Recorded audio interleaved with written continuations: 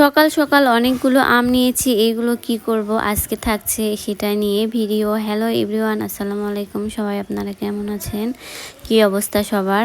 অনেক দিন পরে আজকে লং ভিডিও নিয়ে আপনাদের সঙ্গে হাজির হলাম। এতগুলো আম কি করব সবারই মনে প্রশ্ন জাগতে পারে। এতগুলো আম দিয়ে আমি বানাবো মূলত আমসত্ত্ব।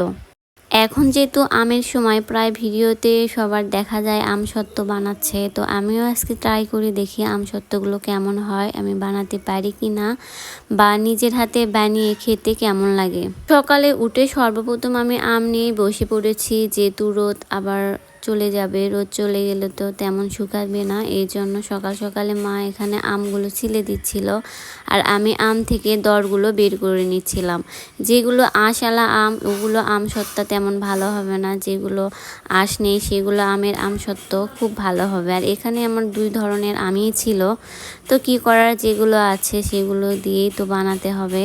মা এখানে ছিলে দিচ্ছিল আর আমি সেগুলো একাই দর বের করতেছিলাম। মাঝে মাঝে শক্ত পাচ্ছিলাম মাকে, সেটাই বলতেছিলাম যে শক্তগুলো দেন না, এগুলো হবে না তেমন ভালো। কতগুলো মা আম এখানে ছিলেছে আর সেখান থেকে এতটুকু আমের রস বের করে নিয়ে এসেছি। আমার এইভাবে করা দেখে তো আমার মেয়েও আমগুলো এভাবে চিপে চিপে রস বের করে নেবে, তো তাকে অনেক বুঝিয়ে আমি একাই করলাম। তারপর এই তো রাইস কুকারে একটু জাল করতে দিয়েছি, একটু ঘন হলে সেগুলো শুকাতে খুব তাড়াতাড়ি হবে, এই জন্য এখানেই দিলাম।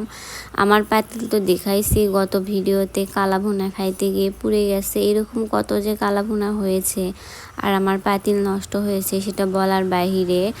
আবার পাতিল কিনতে হবে বা বাড়ি গেলে সেখান থেকে বাসায় পাতিল আনতে হবে, এই জন্য রাইস কুকারে আমগুলো আমি জাল করে নিচ্ছিলাম। অনেক চেষ্টা করার পরেও পাতিলের কালাগুলো আমি তুলতে পারিনি, রয়েই গেছে, আবারও পানি দিয়ে রেখেছি।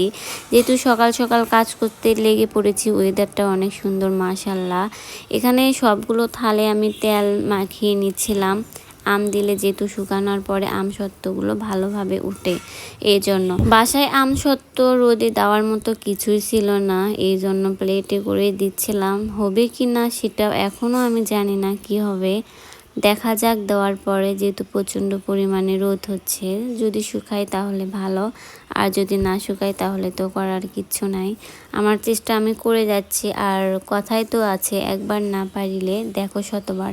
এইবার না হলে আবার করব, এক সময় না এক সময় ঠিকই পারবো, তবে চেষ্টা ছাড়বো কেন। এই সিজনে কে কে আমসত্ত্ব বানাইছো তোমরা অবশ্যই কমেন্ট করতে ভুলবে না কিন্তু, আর ভিডিওটা দেখে অবশ্যই একটা কমেন্ট করতে ভুলবে না তোমরা। তোমাদের ভালোবাসায় পেয়ে আমি এত দূর পর্যন্ত এসেছি। প্লেটে করে দিচ্ছিলাম আর আমার হাসি পাচ্ছিল, কোথায় যে কি মানে খুঁজতেছি দেওয়ার জন্য, কোনো কিছুই পাইনি।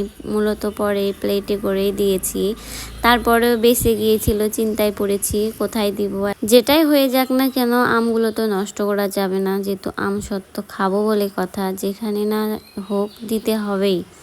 তো তারপরে হঠাৎ করে মনে পড়লো যেহেতু আছে বেঁচে গেছে, এগুলো পলিথিনে করে দেই, দেখি শুকায় কিনা, যেহেতু যে রোদ বের হয়েছে।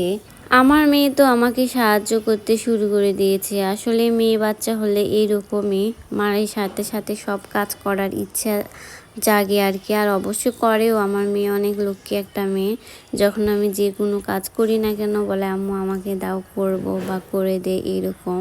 ছাদে দেওয়ার সাথে সাথে এই তো একটা মাছি উড়ে এসে পড়েছে, না পোকা জানিছিল, তারপরে সেটা ফেলে দিয়ে এই তো রোদে দিয়েছি। শুকানোর পরে কেমন হয় অবশ্যই সেটা নিয়ে একটা ভিডিও থাকছে।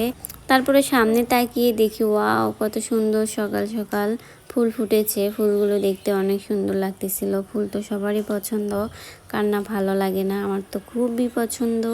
আজকের ভিডিও এ পর্যন্তই, সবাই ভালো থাকবেন, সুস্থ থাকবেন, আবারও আপনাদের সাথে দেখা হবে। আল্লাহ হাফেজ।